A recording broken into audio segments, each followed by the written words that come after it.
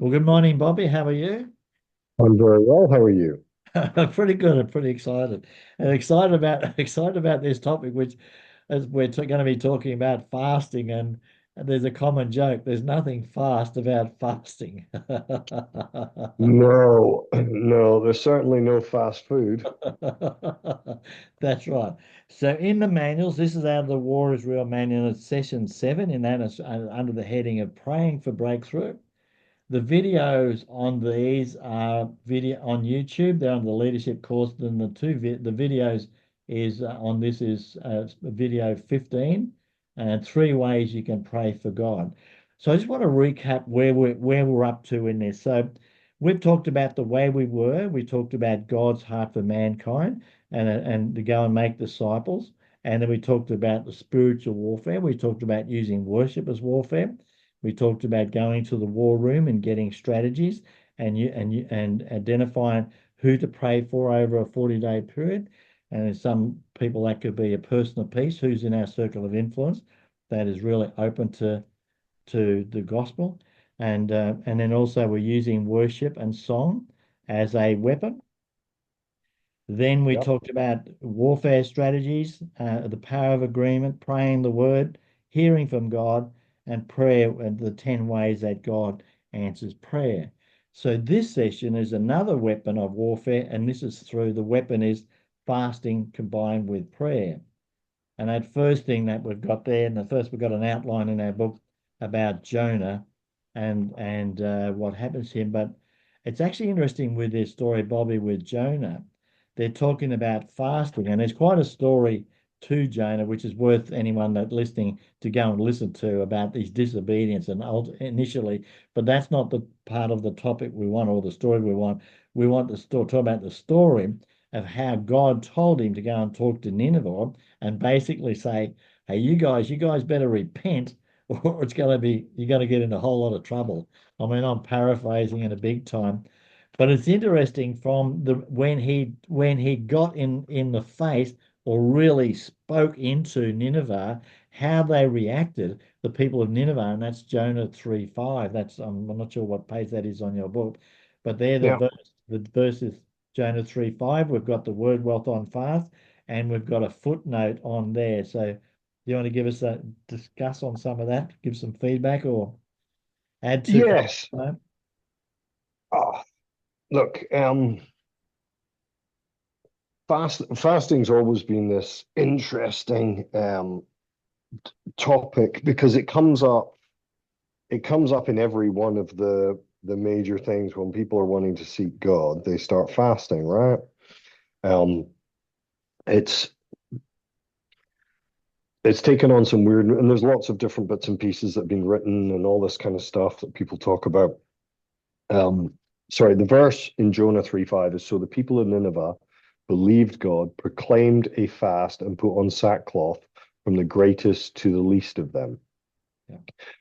And this is kind of, yeah, as we acknowledged there, they're beginning to shift, declare, and recognize that they've been far from God, and they're using fasting as it should be a way of coming back into a space of being closer to God, because that's what fasting is all about. Yeah. Because I always tie that when you go to when Jesus talked about fasting, and he's talking about it in the Sermon on the Mount, and he talks about fasting, he talks about praying, and he talks about giving. And God showed me a long time ago that when he was talking about those three things, in each of those three things, what God is talking about is separating yourself. In fasting, we separate ourselves physically from our needs in the world. When we're praying, we're separating ourselves kind of spiritually from and mentally from the world. And with the giving, we're separating ourselves materially from the world, right?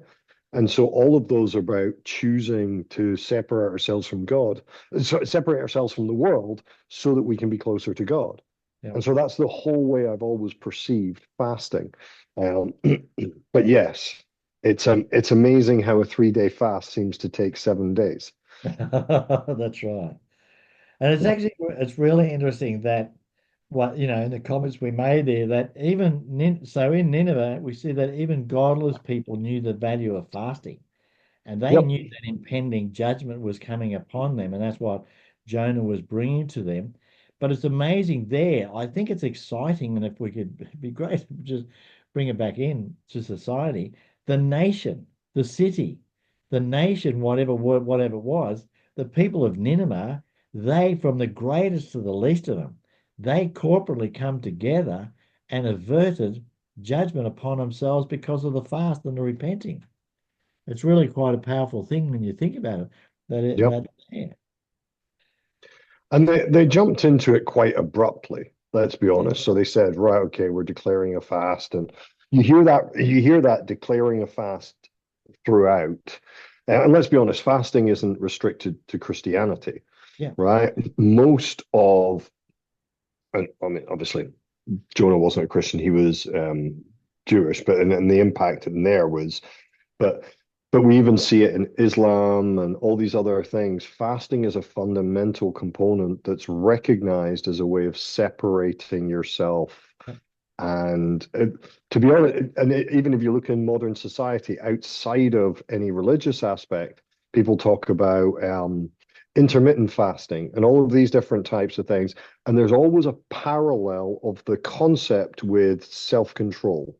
yeah, Yeah, and I mean, the outcomes and the reasons people are doing it are slightly differently, but there's a common theme and understanding that fasting is about self-control. yep, It's about preparation for something.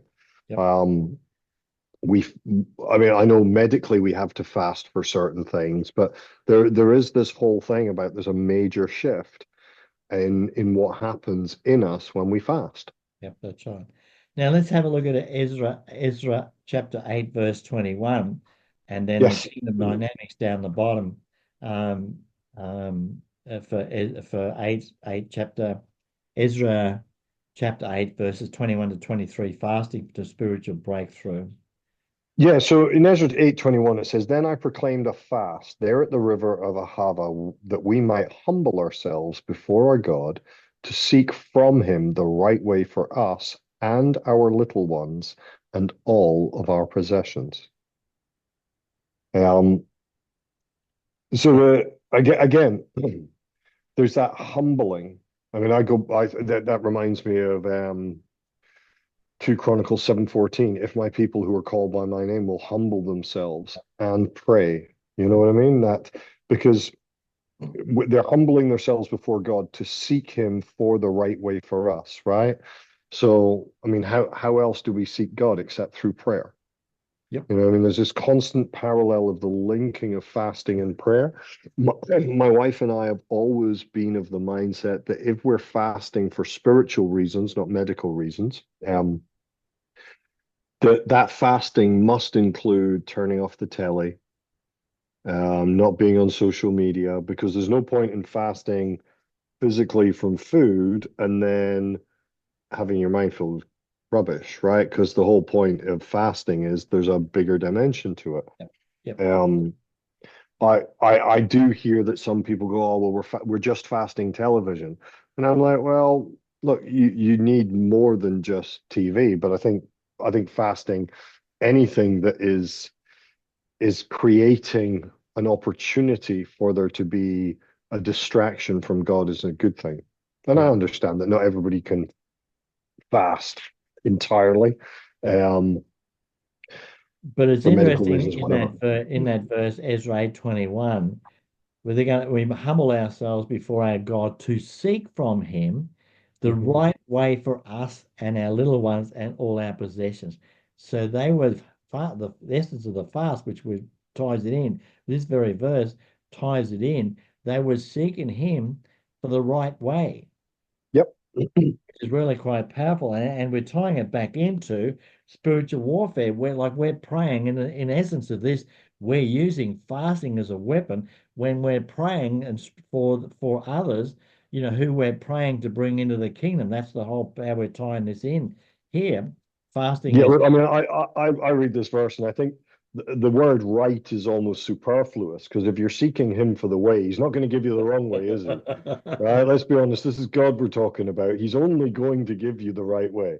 Yeah, I think he's quite clear in that as he goes through. But yes, when we seek God, we are seeking God for the right way, and I think the only way to clarify that right way is it's his right way, because what feels right to us and what he tells us is right, they don't always marry up, because Yeah, right doesn't mean comfortable.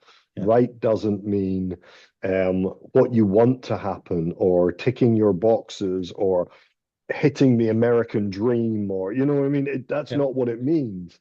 yeah, And so, yeah, just that seek from him his way for us, I think, is probably a more accurate way of yeah. kind of describing that, right?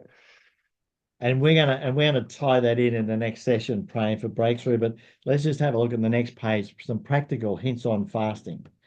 And Yep. so one of the things is that, like, and especially with fasting, you have to know that it's a total fast, like no water. Most fasters. So let's unpack some of this with fasting. Most fast, if it's going to be a total fast, should at least have water in it, because we can Yes. survive quite well without food, but we can't survive that well without water. And And so, look, especially in places like Australia, right? I'm a Scotsman living in Queensland. If I didn't have water, I wouldn't survive the fast, right? I mean, uh, it's just not wise, you know?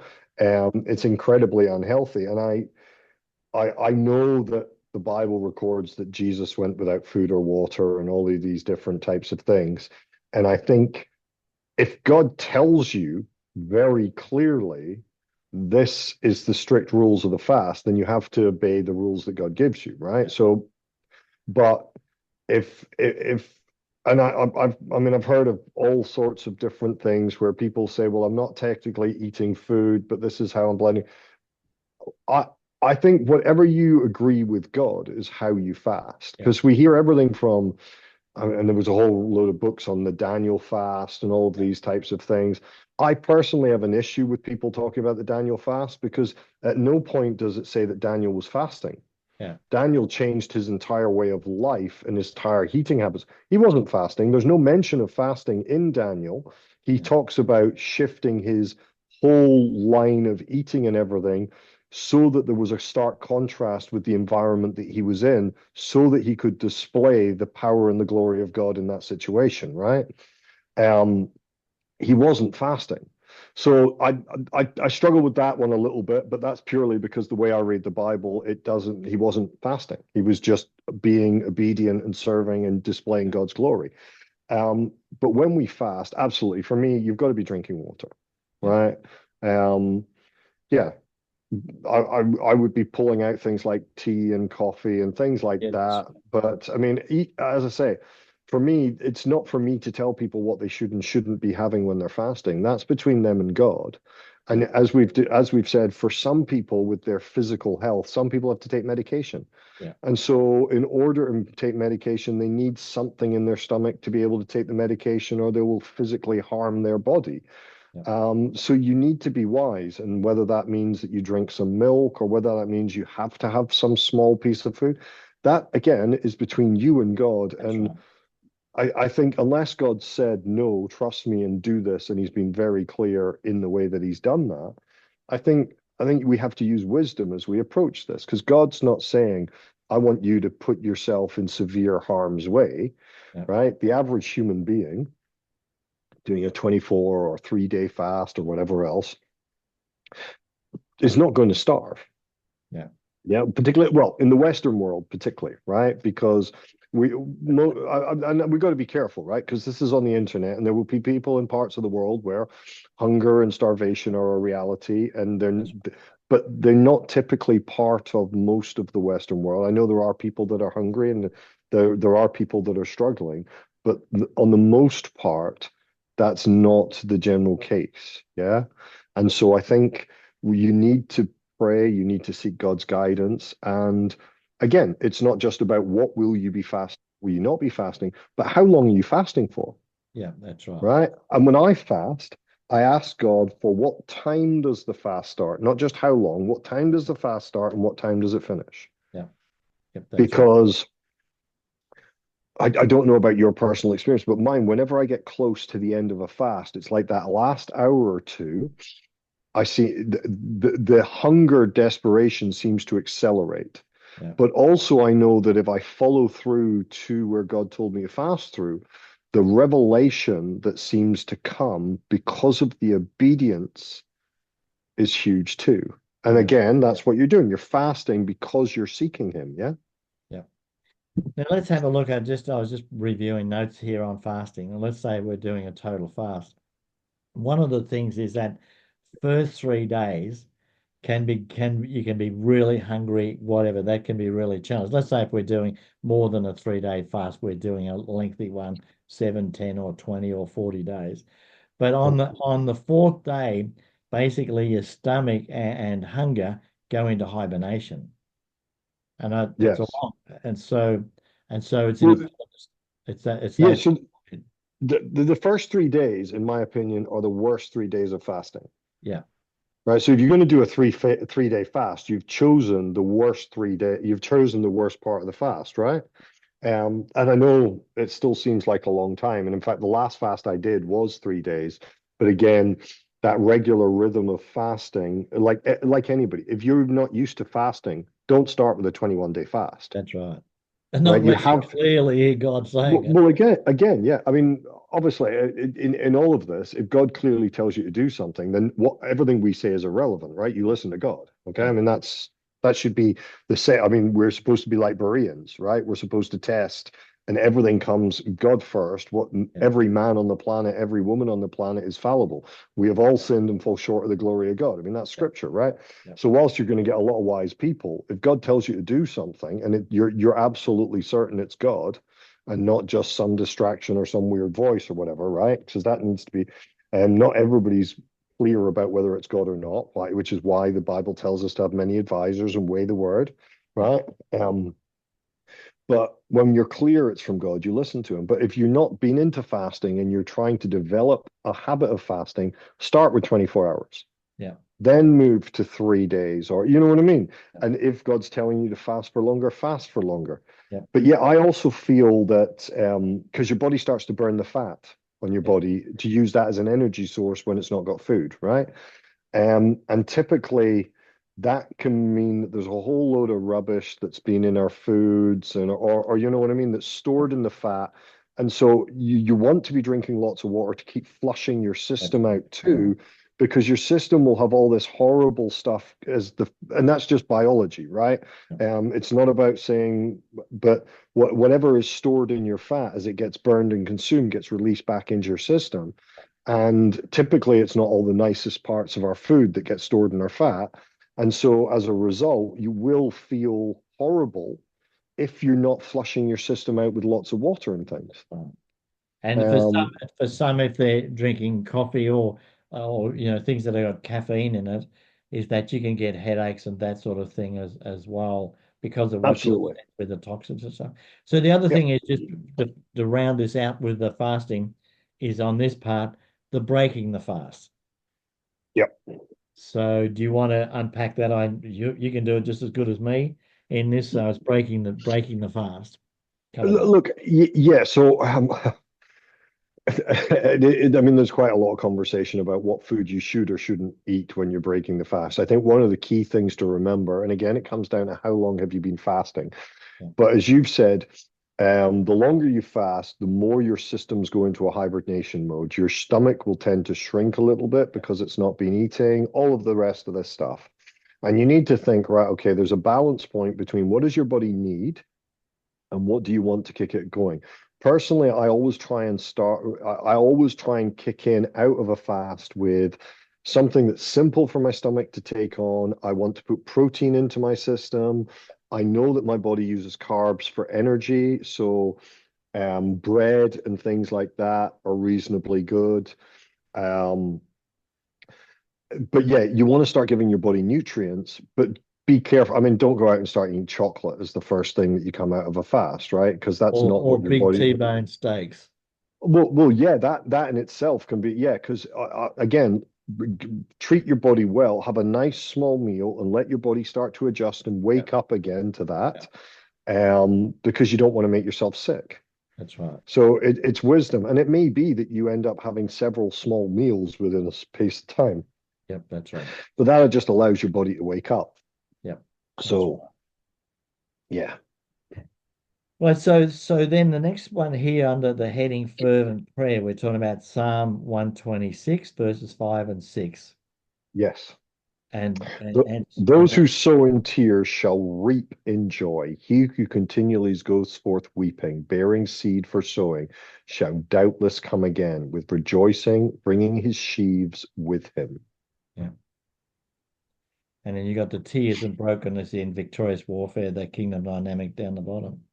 Yeah, and so I've worked with, and I've had a great blessing of working with many intercessors. I've led and set up intercessory prayer ministries, all of these types of things. And I've been with intercessors who have genuinely, they're just overcome with emotion and Yep. weeping and everything else and the pouring out. And as a result, you see that and you see that in them. Um,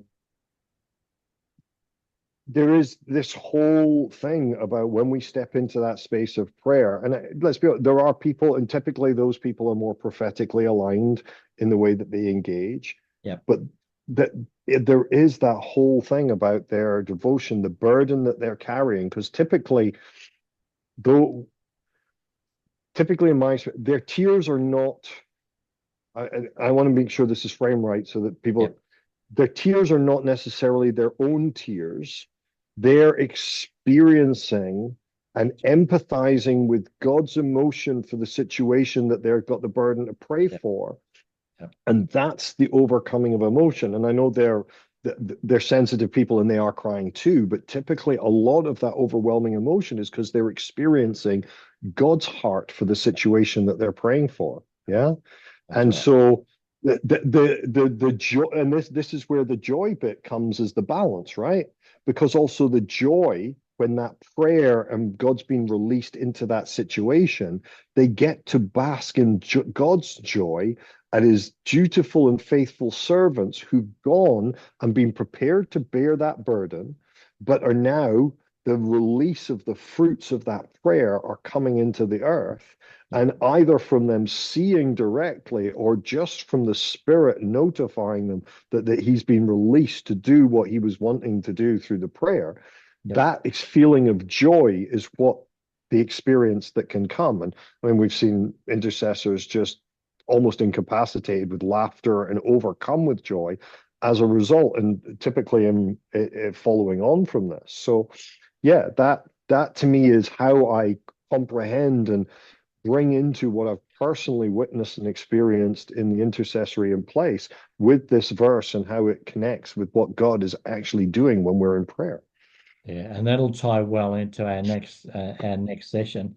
So the last one there is the daily routine, Psalm verse chapter 5, verses 1 to 3. And Yeah, then the kingdom dynamics, patterns in prayer and spiritual breakthrough. absolutely. I mean, the verse itself so gives ear to my words, O Lord. Consider my meditation. Give heed to the voice of my cry, my King and my God, for to you I will pray. My voice you shall hear in the morning, O Lord. In the morning I will direct it to you, and I will look up. Yeah, And then there's the other verses that go on that God's graces are new every morning, and all yeah, of these things that come into play. And yeah, I mean, it talks about, and again, this is David who's talking to God, and we know that throughout the Psalms, there's a lot of David, and David's frequently used as a great example of someone who was blatantly honest with God, regardless of whether he was in a good mood or a bad mood, right? And regardless of whether he was happy or sad about what was going on, he just yeah, got honest with him, right?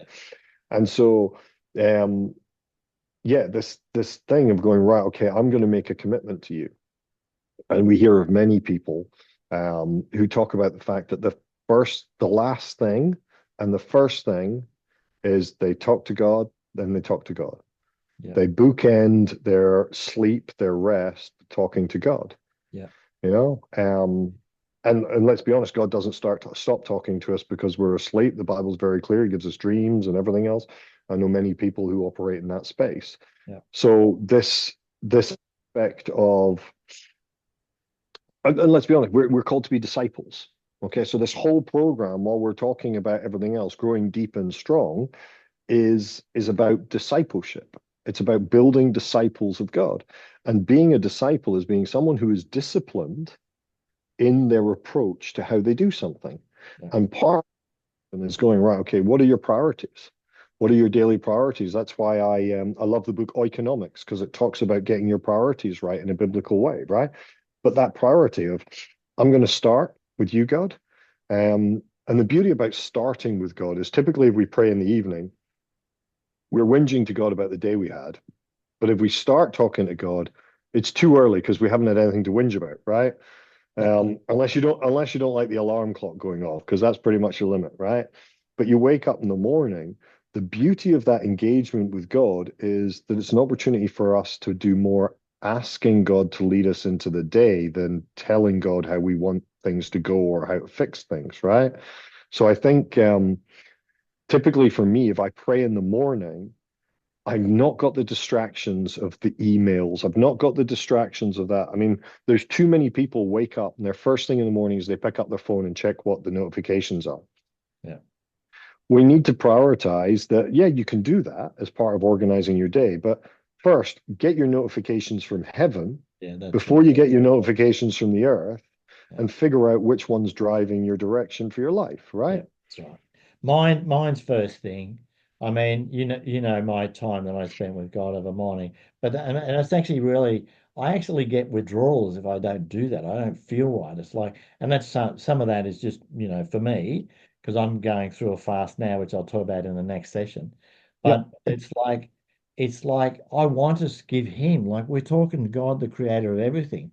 And like he's got to be first place, and what better way it is. And I'm a morning person. If you're a night person, it's different. I'm not. I'm a morning person. So that's an important part with this. But, Yep. but like I can't wait to get out most times and enjoy it. I might want not get out of bed, want to get out of bed early.